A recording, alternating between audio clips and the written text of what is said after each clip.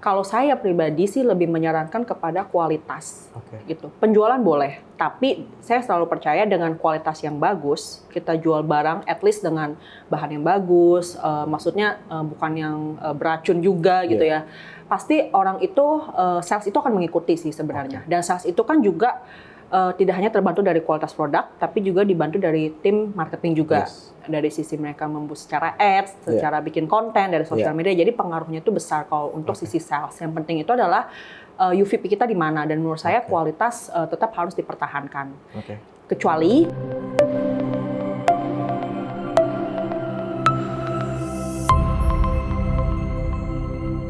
halo guys, kembali lagi di Megatama Group Channel. Kali ini kembali lagi di acara Mega Talks bersama saya Andanu. Dan kali ini kita udah kehadiran tamu yang spesial banget.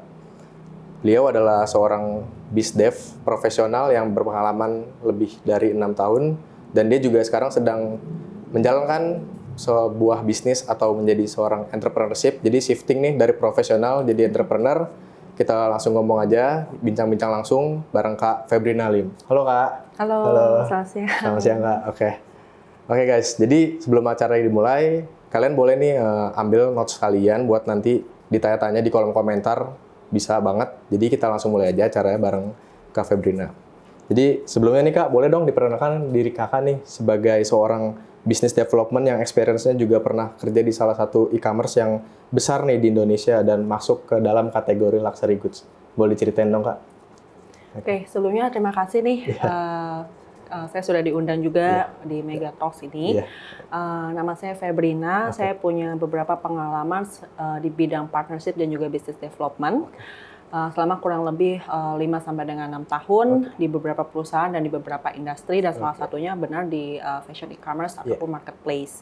Nah, kalau secara pekerjaan sendiri sebenarnya ada beberapa hal sih. Yang pertama itu saya biasanya ada do acquisition juga. Jadi kita biasanya kalau misalnya di e-commerce ataupun di marketplace itu ada buyer, ada seller. Jadi kita mengakuisisi untuk yang bagian sellernya sesuai dengan kebutuhan perusahaan. Kemudian yang kedua itu juga strategik. Jadi terkadang kita harus explore juga, cari tren juga, lihat kompetitor juga, kira-kira seperti apa dan gimana sih cara kita bermain di market seperti itu. Nah, yang ketiga juga kolaborasi dengan partner lain atau perusahaan lain yang sesuai dengan target marketnya kita. Seperti itu sih kurang lebihnya. Oke, berarti intinya harus tetap relevan ya Kak, biar tetap bisa ada di industri itu juga, partnership segala macam apa sih. Terus juga ngomongin soal business development nih Kak, seberapa penting sih Kak peran seorang bizdev dalam suatu organisasi atau korporasi? Dan apakah menurut Kak Febrina nih yang udah punya experience, role ini tuh harus ada nggak sih di setiap organisasi atau perannya tuh fleksibel, bisa siapa aja jadi bizdev gitu kan, apalagi sekarang organisasi udah mengadaptasi agile organization. Ya betul. Jadi sebenarnya kalau kita bicara penting tidak pentingnya, sebenarnya sih tergantung dari size company itu sendiri. Biasa company itu punya 3 size, ada yang small size, medium size, dan large size. Nah, kebutuhan business development di setiap size tersebut juga berbeda-beda. Contoh misalnya kalau small size biasanya kalau company goals-nya itu adalah lebih ke sales oriented, maka biasa seringkali business development itu berperan lebih ke sales oriented. Seperti itu. Atau bisa aja kalau belum ada produk yang pas kira-kira apa yang harus dijual, nah biasa BD itu kalau di bagian small size company dia akan explore dulu nih kira-kira produk apa yang fit di market, sesuai dengan target marketnya, jadi mesti dicari dulu. Nah, dan kalau misalnya di middle size atau di medium size company itu biasa business development itu udah lebih melihat nih dengan bisnis yang sudah berjalan dari sisi operasional, dari sisi marketing, kira-kira masing-masing performanya seperti apa, apakah dari sisi operasional, dari sisi business development bisa memberikan insight untuk memperbaiki dari sisi operasional, itu juga biasanya udah di medium size company. Kalau yang large size itu biasanya sudah lebih ke B2B, building new relationship lagi, atau misalnya maintain existing relationship, atau memperpanjang kolaborasi dan kerjasama dengan perusahaan itu seperti apa. Tapi kalau ditanya penting atau tidak, bergantung juga pada founder atau owner goals-nya mau seperti apa untuk perusahaan tersebut. Terkadang ada yang memang dia dari startup atau small size, Tapi misalnya dari BD-nya karena keterbatasan resources, maka dari sisi BD harus mengcover beberapa hal yang lain dulu, itu juga bisa. Seperti itu sih. Jadi disesuaikan juga dengan kondisi company tersebut. Tapi biasanya standarnya kalau small, medium, dan juga large size kurang lebih seperti itu sih BD-nya. Oke Kak. Ngomong-ngomong soal tadi 3 kategori perusahaan nih Kak, yang kita ngomongin PMF Kak, product market fit yang tadi Kakak singgung nih, aku tertarik banget. Menurut Kakak nih, si founding father atau CEO-nya dan juga dengan BizDev, apakah dia adalah 2 orang atau orang yang ada di organisasi itu yang bisa membantu menemukan perusahaan, menemukan produk market fit-nya gitu Kak? Ataukah C-level juga bisa nih, yang kategori C-level juga bantu nemuin produk market fit-nya nih? Karena kan kalau kita bilang kadang tuh ya yang bisa ngeluarin opininya atau insight-nya lebih cuma yang mungkin yang head-nya, yang A-nya gitu. Sebenarnya kalau kita bicara mengeluarkan opini ya, ini sebenarnya bisa dari siapa aja sih, dari C-level bisa. Jadi tergantung. Kadang kan ada beberapa perusahaan yang memang dia as a founder, tapi dia juga sebagai C-level. Jadi karena belum ada C-levelnya, jadi dia akan hands on, turun tangan. Nah, tapi dia kasih direction, misalnya ke entah itu head of product atau misalnya head of BD untuk research dong, coba cari di market kira-kira apa yang kita bisa gather gitu, beberapa kategori yang bisa kita gather. Nanti dari sisi kita kasih insight ke founder atau C-level tersebut. Nah, biasanya nanti dari mereka akan decide, oke, kita main di market atau produk A misalnya. Nah, tentu ya ketika kita maju ke founders ataupun owner ya kita harus udah punya certain, entah itu bentuknya data atau kenapa sih kita harus bermain di produk A, B, C, seperti itu sih. Tapi kalau in terms of decision dan sebagainya itu sebenarnya kembali lagi ke masing-masing perusahaan ya, karena kadang beda-beda. Birokrasi ya betul, birokrasi berbeda, family business juga beda lagi gitu kan. Jadi kalau misalnya terkait decision biasanya berbeda-beda sih. Oke. Menarik banget. Nah, menurut Kak Febrina nih yang punya experience sebagai BizDev juga, katakanlah kalau kita punya bisnis nih, kan Kakak juga lagi shifting nih ke entrepreneurship gitu kan. Katakan kalau kita punya bisnis fashion sendiri, langkah awal apa sih yang kira-kira tuh harus kita maksimalkan nih biar bisa improve bisnis fashion kita? Apakah penjualan yang tinggi ataukah penjualan yang biasa aja tapi quality produknya harus bagus? Menurut Kakak nih, satu indikator yang paling penting. Nah, kalau indikator ya, mungkin bisa ada 2 sih sebenarnya, tergantung dari mau main di market yang mana. Kalau kita bermain di market yang mass market ya, jadi volumenya besar, which is mungkin secara profit margin tidak terlalu besar, tapi masih ada lah gitu bermain di beberapa marketplace. Mungkin mereka yang pertama mengutamakan pasti jualan. Yang penting terjual, volumenya besar, trust orang tinggi, orang akan beli aja gitu. Padahal behind the scene-nya mungkin profitnya tidak sebesar yang dibayangkan gitu, tapi kayak jualannya besar gitu.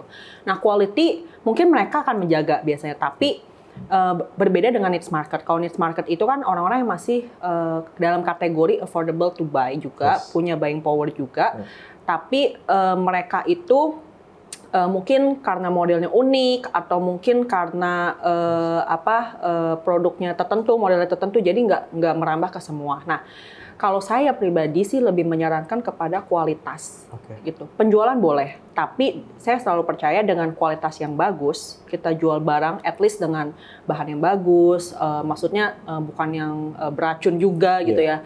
Pasti orang itu, sales itu akan mengikuti sih sebenarnya. Dan sales itu kan juga tidak hanya terbantu dari kualitas produk, tapi juga dibantu dari tim marketing juga. Dari sisi mereka memboost secara ads, secara bikin konten dari sosial media. Jadi pengaruhnya itu besar kalau untuk sisi sales. Yang penting itu adalah UVP kita di mana. Dan menurut saya kualitas tetap harus dipertahankan. Kecuali memang fokusnya adalah orang cuma beli di kita sekali, selesai. Tapi kan kita maunya orang beli kita sekali, next-nya beli di kita lagi gitu. Bahkan kalau perlu dia punya semua model produknya kita gitu kan, gitu. Seperti itu sih. Oke.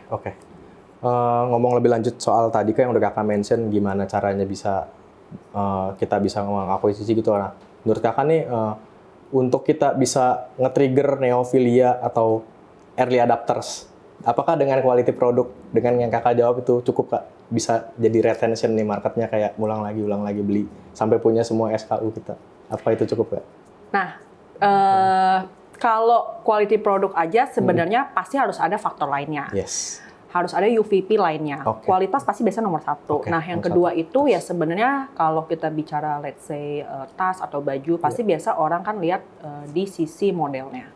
Karena biasa orang itu tertarik sebelum model, biasa adalah warna. saya suka warnanya pink, warnanya hijau mint nih. Nah, nanti dia akan turun ke model. Oh, modelnya dia suka apa enggak ya? Kalau nggak suka, mungkin ada dari mereka juga yang concern, tasnya kecil nih, atau kayaknya bajunya nggak fit di dia, ya dia nggak akan bisa beli gitu kan. Jadi sebenarnya ada sih beberapa faktor yang mempengaruhi untuk orang do retention di kita. Salah satunya itu adalah kalau misalnya dia udah beli di kita, ya kita juga harus somehow kan orang itu ketika dia melihat sebuah brand tuh kan banyak, brand baju banyak, brand tas banyak, brand sepatu banyak. Nah, somehow kita juga lupa gitu, yang kita lihat kadang lebih ke sense of urgency apa yang ada di depan mata kita. Oh, lagi jalan lihat brand A masuk, oh bagus nih beli gitu kan.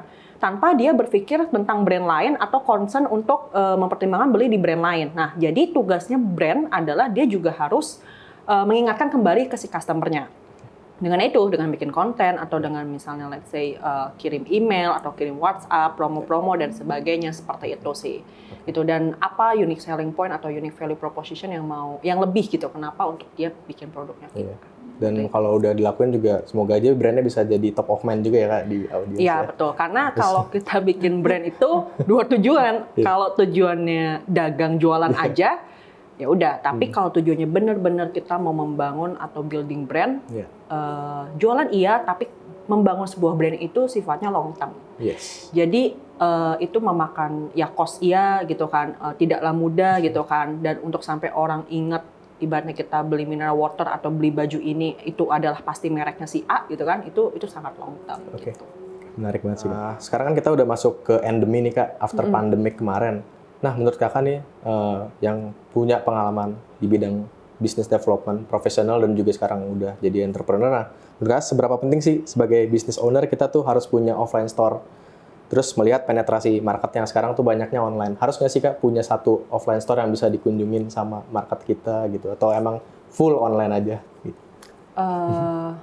Kalau sepengetahuan dan seberjalannya pengalaman saya ya, offline dan online itu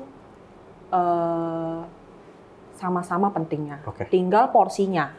Setiap perusahaan biasa berbeda-beda. Ada yang porsi di satu company, oh dia online aja udah cukup. Offline itu diperlukan untuk apa? Satu, untuk branding, untuk lebih brand awareness, untuk menggarap market-market yang ada di lapangan yang mungkin kalau udah profesional, sibuk kerja, ya kan, overtime mereka jarang buka sosial media, ya kan, apalagi makin kesini kan algoritmanya kayaknya orang buka sosial media udah agak berkurang gitu kan. Jadi kadang mereka cuma kerjanya kerja, lunch misalnya di satu tempat, ya kan, sambil dia lunch, dia lewat, kelihatan, ya kan. Padahal dia nggak ngeliat online, mungkin di online udah berjalan nih 1-2 tahun. Tapi dia nggak pernah tahu, ya itu karena mungkin kesibukan yang lain. Nah, jadi kadang offline itu juga menggarap market-market tersebut. Nah, yang kedua ya untuk lebih ke branding, dan yang ketiga sebenarnya kalau untuk beberapa produk yang lumayan pricey, yang lumayan mahal, misalnya tas atau baju yang mungkin dijual di atas harga jutaan gitu, biasanya offline itu juga membantu untuk membangun trust. Karena biasa kalau orang lihat toko baru ya, terutama kalau misalnya business owner baru, toko baru harganya udah mahal, dia kan akan lihat nih, satu, ini siapa sih owner yang punya baju ini atau yang punya tas ini. Kalau misalnya dia nggak kenal, terus belum ada pembelinya, yang jualan masih 0, masih 1, masih 2, mereka akan ragu. Karena ada certain money yang harus dikeluarkan dan belum tentu barangnya itu sesuai dengan yang mereka harapkan, ya kan. Nah, jadi kadang offline itu juga nggak harus offline yang besar, tapi kadang offline misalnya kita tap in sama Bazar A, atau misalnya kita buka pop-up store kecil-kecil gitu. Itu cuman untuk merepresentasikan produk kita, untuk menunjukkan ke mereka aslinya seperti apa, kualitasnya seperti apa. Nah, nanti perkara udah mereka datang ke offline, udah lihat barangnya, dan akhirnya ternyata mereka memutuskan belinya tetap online, mungkin karena promo ya, dan sebagainya, itu nggak masalah. Yang penting offline itu juga mengcover untuk sisi itu, gitu. Jadi, offline dan online ini sebenarnya saling bersinergi. Tinggal persentasenya, misalnya orang selama ini pernah mainnya online aja bertahun-tahun, nggak ada salahnya juga mencoba untuk bermain di offline. Tapi dengan certain budget tertentu, jangan yang langsung besar gitu kan. Paling nggak untuk showing, oh kita udah mulai turun nih ke offline. Dan yang offline pun juga sama, nggak hanya offline, dia juga harus bermain ke online gitu. Jadi dua itu sih sama-sama harus ada. Tinggal porsinya aja. Tinggal porsinya aja. Nah, menurut Kakak juga nih kan tadi kita di 2 pertanyaan yang sebelumnya Kakak bilang bisnis bisa mengakuisisi dan lain-lain, relation segala macam itu kan berhubungan juga dengan performance gitu kan untuk sebuah organisasi atau perusahaan. Nah, menurut Kakak sendiri nih, menurut Kakak apa sih yang jadi tolak ukur perusahaan nih performance-nya bagus atau enggak? Apakah dari sales-nya ataukah dari turnover karyawannya mungkin tidak terlalu banyak. Apakah emang, karena kan banyak juga sekarang startup yang merugi, tapi dibilang tetap valuasinya besar dan performance-nya bagus. Tapi kalau kita lihat laporan keuangannya nggak seindah itu gitu. Nah, menurut Kakak apa tuh, Kak? Sebenarnya kalau kita bicara performance organization ya, sebenarnya ada dua sih. Ada financial performance sama non-financial performance. Kalau financial performance, ya itu pasti dilihatnya luas banyak. Entah itu dari sisi, kita lihat kalau misalnya online biasa beberapa marketplace mereka lihatnya GMV-nya. Atau bisa juga dilihat dari sisi rasionya, dari sisi revenue, misalnya di 3 bulan pertama dengan cost-nya perbandingannya berapa. Misalnya dia revenue 70, oh cost-nya ternyata 60, berarti kan masih kurang sehat. Nah, tapi 3 bulan selanjutnya revenue tetap sama 70, tapi cost-nya menurun nih, misalnya 50 atau 40. Ya which is kan itu mengalami sebuah perbaikan. Nah, itu dari sisi finansial dan itu banyak sekali kalau kita bicara rasio finansial ya. Tapi kalau misalnya kita bicara yang non financial itu juga mempengaruhi.